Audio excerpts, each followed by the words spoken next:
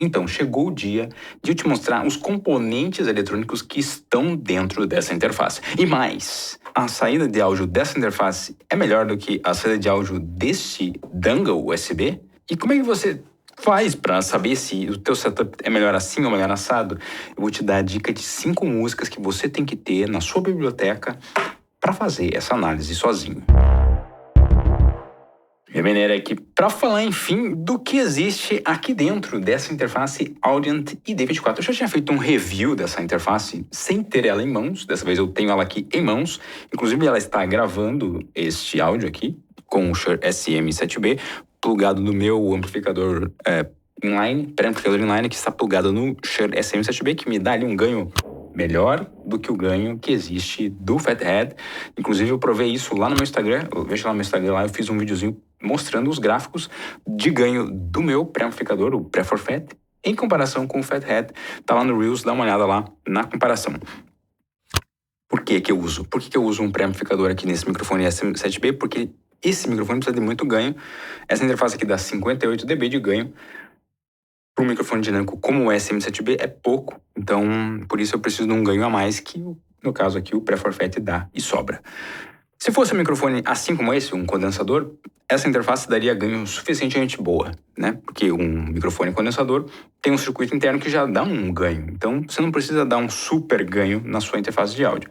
Outro tipo de microfone que precisa de super ganho são os microfones tipo fita passivos. Esses também precisam de um super ganho, então também faz-se necessário um circuito de pré-amplificador inline para dar aí um boostzinho de uns 30 dB quase de ganho. Mas enfim, vamos falar sobre esta interface de áudio aqui, que olha só o que diz no site da Audient. Suas gravações feitas melhores. E eles não podiam ser mais honestos e sinceros do que isso. Por quê? Por que eu estou dizendo isso? Porque olha só o que tem dentro desta interface. Veja só, esta é a interface a placa principal da interface de áudio. Tem duas placas, né? Olha só, eu risquei a minha caixa ali. Se você for prestar atenção, ele tem um risco, não é uma sujeira, não. Quando eu girei a placa, ela riscou por conta de uma pequena sobressalência ali de um componente que foi cortado, é um true hole que foi cortado, mas ficou uma perninha ali, então por isso riscou. A outra placa que existe dentro dela é essa placa, uma placa que tem só componentes relacionados aos potenciômetros e aos encoders aqui, os botões, os LEDs. É uma placa mais mais robusta, mas com menos componentes, por assim dizer. Né? Ela é feita só para encaixar a mecânica dela. Aqui, olha só, eu deixei passar aqui já o principal elemento desta placa, que é este elemento aqui, ó.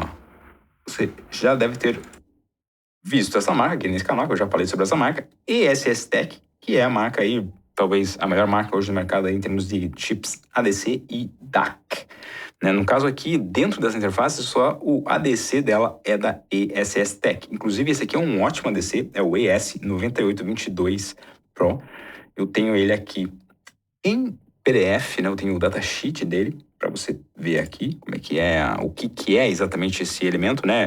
Aqui coloca-se como sendo um ADC de 32 bits. É exagero falar um pouco dessa coisa de que seria um ADC de 32 bits, porque na verdade o que acontece? É até difícil chegar nos 24 bits de sinal puro mesmo, né? Porque acontece que a distorção harmônica e o ruído de fundo desses conversores AD sempre vão prejudicar o sinal e nunca vão deixar, ou pelo menos por enquanto, não deixam chegar nem nos 24 bits, né? Chega a ser nos 22.5 bits, mas chegar nos 24 bits mesmo é muito difícil. E por conta disso, né, eles colocam aqui um range dinâmico de até 128 dB, né? Ou seja, extrapola os 24 bits, passa dos 24 bits, né? 24 bits está ali na casa dos 120 dB, e no caso 128 dB passa disso. Mas aí se você considerar distorção harmônica e ruído e 2 canais ao mesmo tempo, né, tá mais ou menos no 117, ou seja, fica abaixo dos 24 bits. Mas de qualquer forma, é um excelente ADC, dificilmente outros ADCs competem com esse, né? E eu acho que principalmente em termos de custo, o custo-benefício desse ADC hoje deve ser um dos melhores, e provavelmente ele vai estar sendo utilizado em muitas interfaces daqui para frente. Então anote aí esse chip aí, ó, ES9822 da ESS Tech. Esse é o elemento principal, né? E eu acho que é por isso mesmo que aquele slogan ali da Audi não faz muito sentido. Além deste ADC, outro elemento que faz-se necessário comentar, aqui está. E você percebe que a marca é a Cirrus Logic, né? Eu já comentei aqui em outros vídeos no canal, falei já que a Cirrus Logic para mim é a terceira colocada hoje nesse ranking de melhores fabricantes de chips ADC e DAC, porque em segundo lugar eu colocaria a AKM. A AKM estaria em primeiro também competindo com a SST, que não fosse alguns problemas de produção recentes, mas a Cirrus vem em terceiro porque ela é muito dependente da Apple, né? Ou seja, ela, na verdade, dá preferência para a Apple, porque todos os iPads, iPods, Mac, tudo vai equipado com chips aqui da Cirrus Logic, e ADC, né? DAC e ADC, ou codec, quando tem as duas coisas juntas. Então a Cirrus acaba dando muita preferência para a Apple porque, enfim, eles vendem milhões de componentes para a Apple, então eles não vão dar atenção para uma empresa como a Audient, que deve vender, sei lá, 10 mil, no máximo, 10 mil interfaces de áudio por aí. Então, vale muito mais a pena para a Cirrus, obviamente, dar atenção para a Apple, que precisa mais de chips com custo-benefício melhor do que com uma super resolução, que é o que as interfaces de áudio hoje precisam, de uma super resolução. E aqui é estranho, né, não ter o chip ADC e o DAC da mesma fabricante, porque geralmente quando se consegue usar o chip da mesma fabricante, eles até fazem a propaganda desse fabricante e de repente até conseguem algum desconto. Eu acho que deve ter acontecido alguma coisa no sentido de que a SSTech não deve ter tido disponibilidade do DAC que eles queriam, ou não daria tempo, né, até o planejamento da produção do equipamento, e por conta disso eles optaram por usar um Cirrus Logic, e talvez eles tenham conseguido um preço muito bom nesse Cirrus também, e enfim, né, já está há muito tempo no mercado esse Cirrus Logic. Eles usam 3 desses DACs aqui, porque é um DAC para saída de headphone, um DAC para a saída principal e outro DAC para a saída auxiliar. O terceiro chip é um chip também que de uma marca que também é muito utilizada nas interfaces de áudios recentes aí das marcas, né? Que é esse chip XMOS aqui, que é o quê? É o controlador, o microcontrolador dessa interface de áudio aqui, que quem utiliza? SSL, Universal Audio, né? As grandes que desenvolvem interfaces de áudio, né, que competem com essa interface de áudio da Audient, estão utilizando o XMOS principalmente porque ele é multicore, ou seja, ele tem 12, e no caso específico desse, né, tem 12 cores, que você programa independentemente, né? Ou seja, tem um paralelismo ali de cores, e com isso você consegue ter, por exemplo, assim, a comunicação USB funcionando sem que ela interfira na filtragem do sinal que está entrando do ADC, e também sem se misturar ou sem complicar ali a comunicação que tem que ser enviada para o DAC. Então, faz-se coisas em paralelo sem que as coisas fiquem multiplexando uma em cima da outra, né? Que é o que geralmente acontece num microcontrolador normal, né? Que só tem um core ou que tenha 2 cores, né? Existe sempre uma multiplexação ali de tarefas. No caso aqui não, no caso define-se ali, né, que cada core faz, e assim não tem uma função sobressaindo sobre a outra. Isso é muito interessante porque aí você não trava a tua USB, por exemplo, né? Era muito comum aí até pouco tempo atrás interface de áudio onde a USB vivia travando, por quê? Por conta desses controladores que não eram preparados para isso. E a XMOS prepara o device driver tanto para Mac quanto para Windows, né? Para as próprias fabricantes de interface de áudio não terem problema com isso também.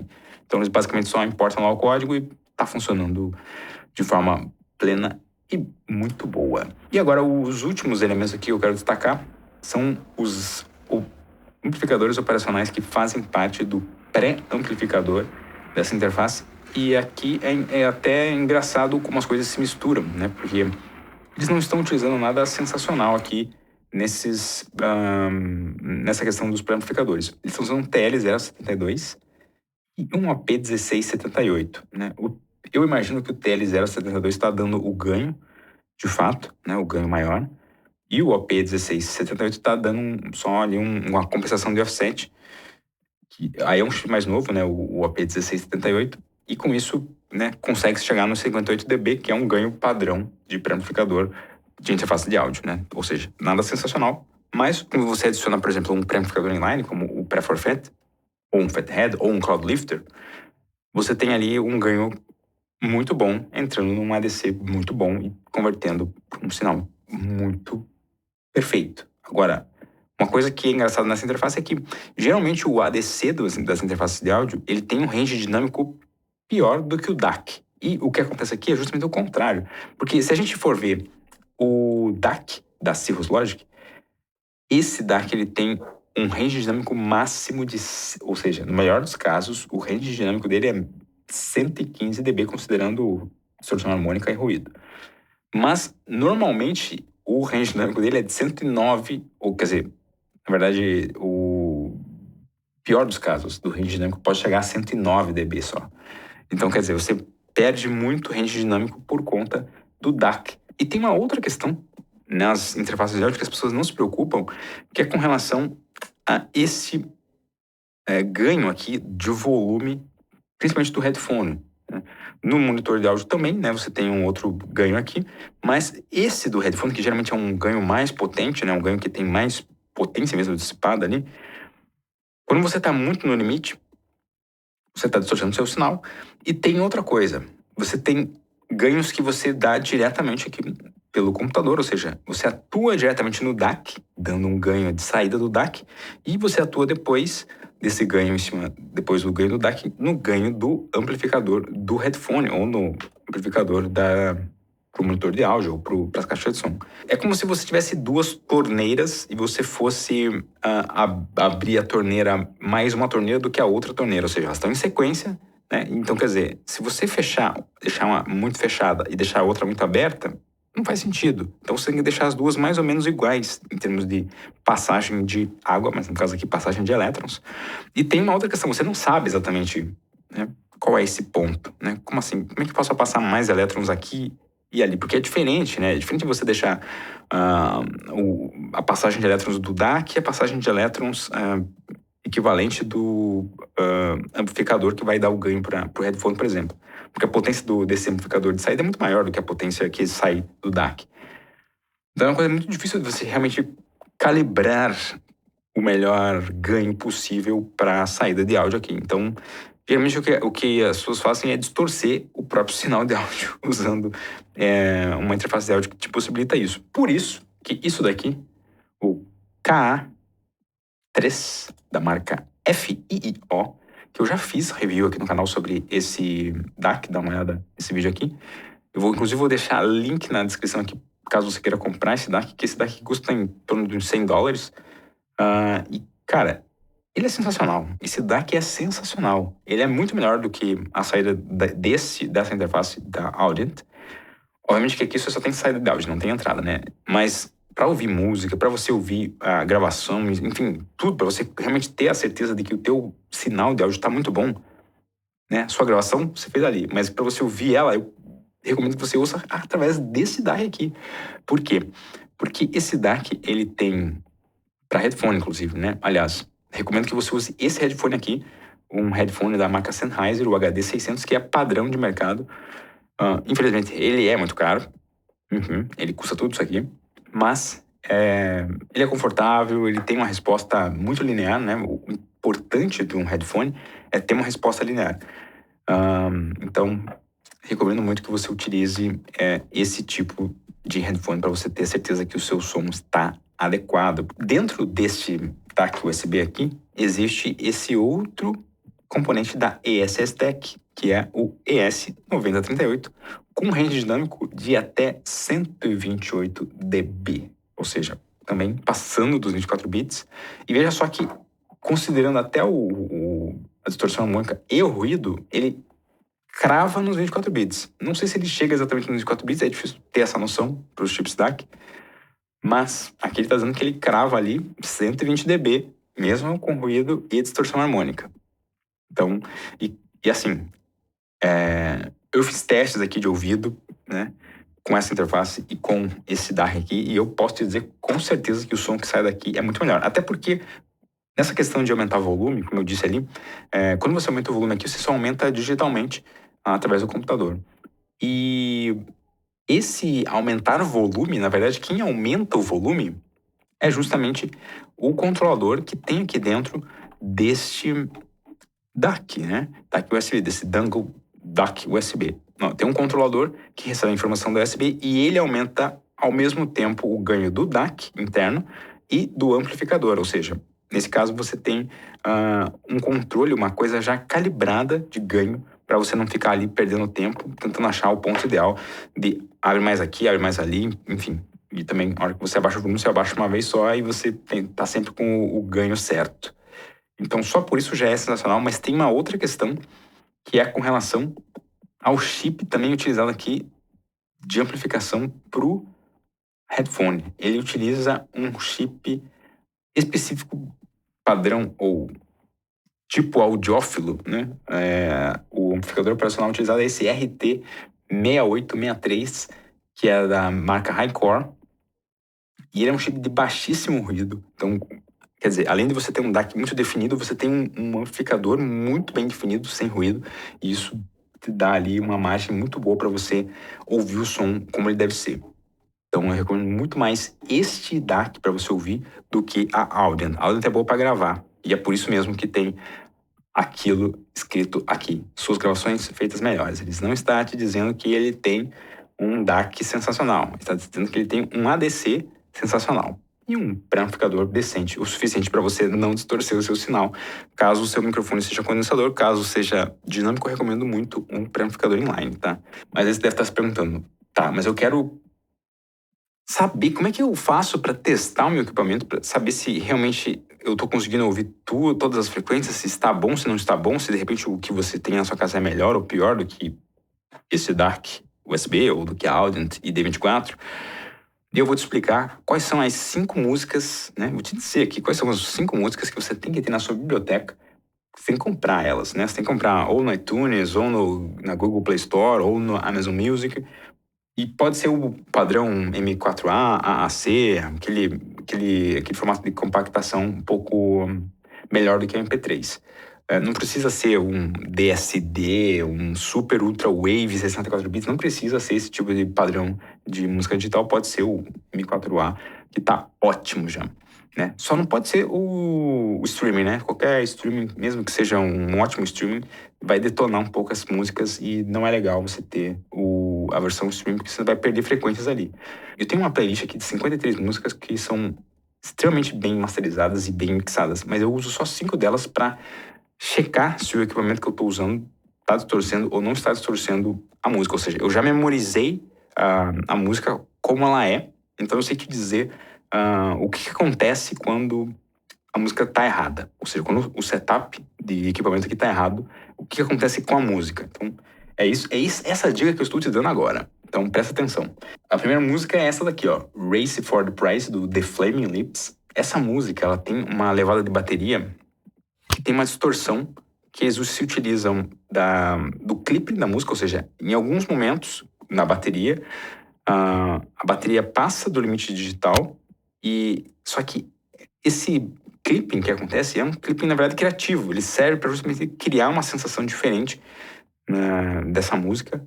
E se o seu equipamento está ok, você não vai perceber algo errado. Mas se o seu setup estiver errado, você vai ouvir uma coisa meio embolada, assim, porque como usa-se muitos pratos, né, de bateria nessa música, espalha-se muitas frequências, né? Ou seja, tem muita frequência num volume muito alto, então fica uma confusão se você não tem um setup adequado. Então você vai ouvir uma coisa meio tipo, essa música tá errada. Se você perceber que a música tá errada, é porque na verdade o seu setup é que está errado, tá?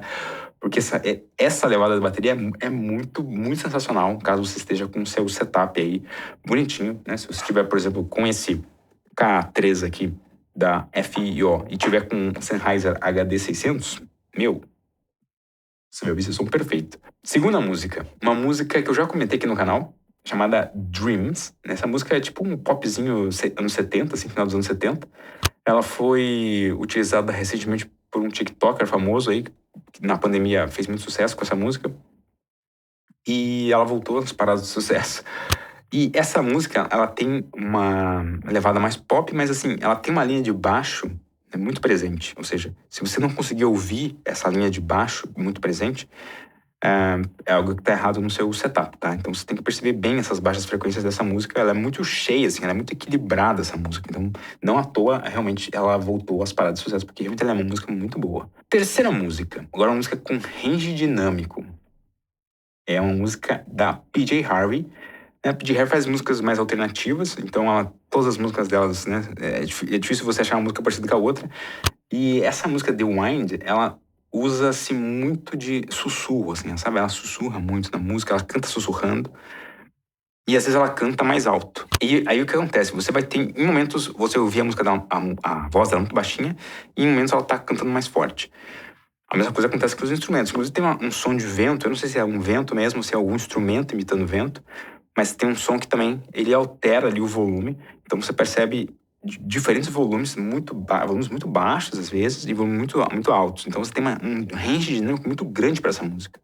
O que é interessante para você captar ou perceber se o seu equipamento realmente consegue te dar essa dinâmica de uma forma interessante, porque às vezes ele começa a dar um ganho para conseguir te mostrar o volume mais baixo, e não é isso que você quer. Você quer realmente ter a percepção plena desse range dinâmico como foi pensada a música. E aqui, no caso, esse sussurro, quando a PJ Harvey tá cantando, não é aquele sussurro tipo ASMR que você dá um ganho muito grande, né? Eu já fiz aqui um vídeo aqui no canal, dá uma olhada lá, onde eu ensino como fazer um ASMR, né, com volume muito presente, utilizando um Shure SM57, e, enfim, como você trata a voz ali do ASMR e tudo mais. Então, é um vídeo também bem interessante.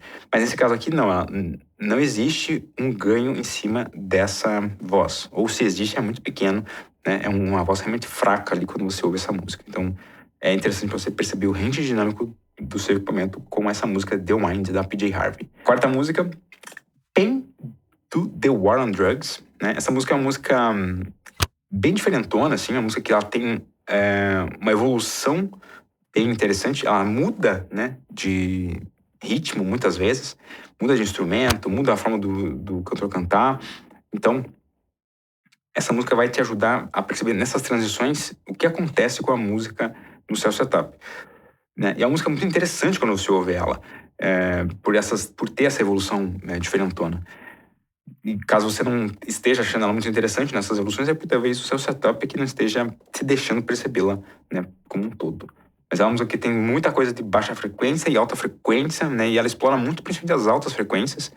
Então, por isso que é bom até para você perceber se as altas frequências no seu setup não estão sobrando, não tá, tipo, não ganha, né, por algum motivo nas altas frequências. E a última música, a música da Billie Eilish, você não esperava por essa, é uma música chamada Xenny, né, escreve-se Xenny, com X, mas essa música aqui, qual que é a questão dela? Essa música é a música mais, talvez, citada pelos engenheiros de masterização mundo afora, quando eles querem exemplificar clipagem criativa na música. Como que funciona isso, né? Eu já falei da clipagem naquela música lá do The Flaming Lips, mas aqui é mais usado ainda. Tipo assim, talvez de forma exagerada até, mas tipo, fica interessante, fica uma música interessante por conta disso. Porque ao invés de passar só às vezes, tem alguns momentos da música que por alguns segundos a clipagem fica passa, não passa, passa, não passa, passa, não passa. Então fica tipo alguns segundos indo e voltando nessa clipagem. E isso causa uma sensação muito louca no seu ouvido, de você ouvir essa coisa de, oh, que distorção doida que está acontecendo aqui. Que você só percebe bem se o seu setup estiver muito, muito bem colocado, né? E se você usar aquele fone de ouvido da Sennheiser lá, HD600, e esse da Requiem, então você vai ouvir realmente com muito prazer essa música. E tem alguns momentos dessa música aqui que eu não sei se é a própria Billie Eilish ou se é outra pessoa que fala, assim, tipo, meio que fora do microfone, né? Você ouve bem ao fundo uma pessoa falando e você só consegue ouvir realmente se o seu setup tá muito bom também, porque vai ter esse clipping e vai ter essa voz muito baixa que vai de vez em quando, assim, passar ao fundo e você vai ouvir. Porque a voz da Billie Eilish, ela canta sussurrado nessa música, mas é um sussurrado que aumentou-se muito o volume, então não fica tão sussurro assim, fica tipo uma SMR mesmo, tipo muito elevado, mas que também fica muito interessante no vocal. Você vai ter aí como perceber bem o seu setup, se tá legal ou se você precisa melhorar de alguma forma, seja o DAC, seja o amplificador do DAC, seja o seu headphone, seja talvez as suas... Se for usar caixas acústicas ou motores de áudio, você vai ter que se esforçar um pouco também na acústica, que é o grande problema de você ouvir com caixas de som e motores de áudio. Você tem que ter uma acústica muito bem preparada para isso, né? Se tiver algum problema na sua acústica, e pode ser qualquer probleminha mesmo, você já não vai conseguir ouvir bem muitas dessas músicas que eu citei. Então é isso. O que eu tenho para te dizer é para você ficar com essa frase aqui na sua mente. O que é a ID24 da Audio? Então é isso aqui, ó. Suas gravações feitas melhores. Ponto final, né? Eu não comentei aqui nesse vídeo sobre talvez um ponto muito interessante dessa interface, ou um dos pontos também muito interessantes, que é justamente esses sinais aqui de send e return, ou seja, você consegue utilizar o pré-amplificador da interface, jogar o sinal para fora, processar externamente de forma analógica e voltar com esse sinal para daí ele ser convertido com esse ADC de precisão dela e ter um sinal muito bem feito, né, analogicamente. Eu vou explicar sobre isso num próximo vídeo, não exatamente o próximo, mas num próximo vídeo, onde você pode utilizar de uma forma simples aí, algo que talvez você até já tenha na sua casa aí e você não sabe que pode utilizar para processar de forma analógica esse áudio. Curtiu?